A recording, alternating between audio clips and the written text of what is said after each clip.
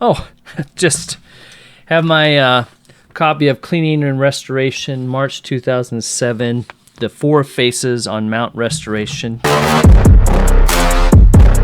Just have this handy from time to time. If you watch this podcast or listen for any period of time, then you know that this sucks. History, property restoration history is a passion around here.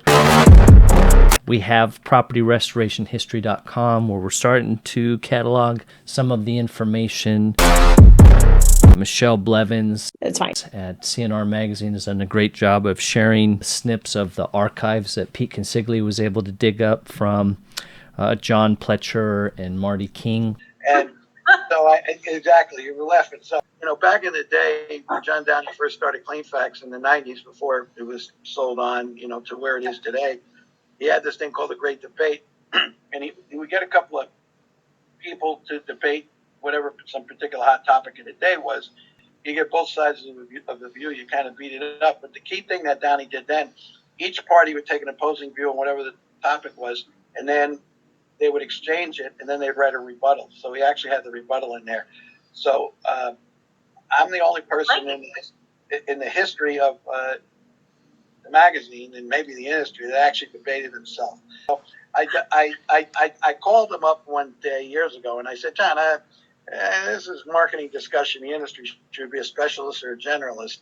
And I had written a series of articles as restorative drying was evolving in the 90s with the old dry symposiums.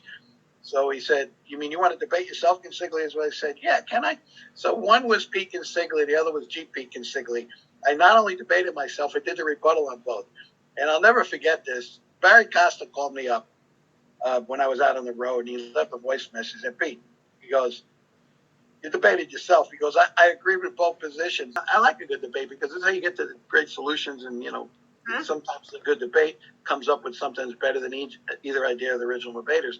That's essentially what the standards and all this stuff is about. It's just about having a debate, offering viewpoints, opinions, following the guidelines, and then coming out with, whatever the consensus, document is going to be.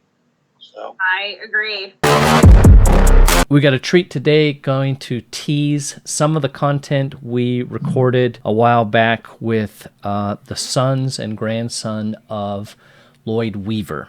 Lloyd was a carpet cleaner by trade, and then the big incident happened there in South Dakota. The 1972 flood. And that drew him into doing more drying and just trying to figure out a solution. Is that correct? Pretty much. Yeah, Dad had a cleaning business. He worked with a lot of furniture stores throughout Nebraska, South Dakota, Wyoming, North Dakota, and they would get him jobs. Pete says in the Founding Fathers article, hi, everybody out there, DYOJO Nation. This is the global watchdog, Pete Consigli. A flood in his hometown of Rapid City, South Dakota, brought Lloyd into the on-location drying and porta-dryer business. Was it HVAC, basically disassembled it and turned it into a dryer? The 1972 flood, Dad trying to save a lot of the wet carpets. They were terribly muddy. We basically would extract it as much as we could. We would roll it up, and then as many guys as we get together, we would haul it up out of the stairs. We'd throw the pad away, and then we would stretch the carpet out in the sun, try to get it to dry, and most of the time it shrunk and was impossible to put back into place. I don't even remember how Dad first came up with the idea, but he said, why don't we just put a fan underneath this and float the carpet in place? The 1972 flood. His invention of the air mover was probably the most significant invention. It was a brilliant idea. It was simple. And, what's even crazier, John, this idea to put it underneath the carpet and float the carpet. The 1972 flood. And so he took a squirrel cage fan, had a sheet metal company build a snout on it. I remember he told a story many times at a lot of his classes. He put it on wheels and he plugged it in and it took off across the room. Well, dang it. He said, okay, back to the drawing board. So we started using wooden legs. He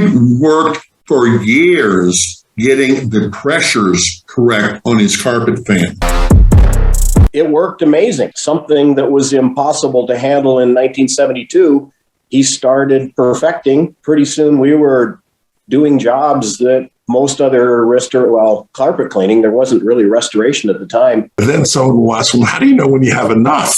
He says, when you blow a fuse, you take one out. Lloyd's methodology challenged the rug cleaning establishment and its in-plant wet carpet service. Lloyd also infuriated the fire restoration establishment as he encouraged carpet cleaners to diversify. PropertyRestorationHistory.com.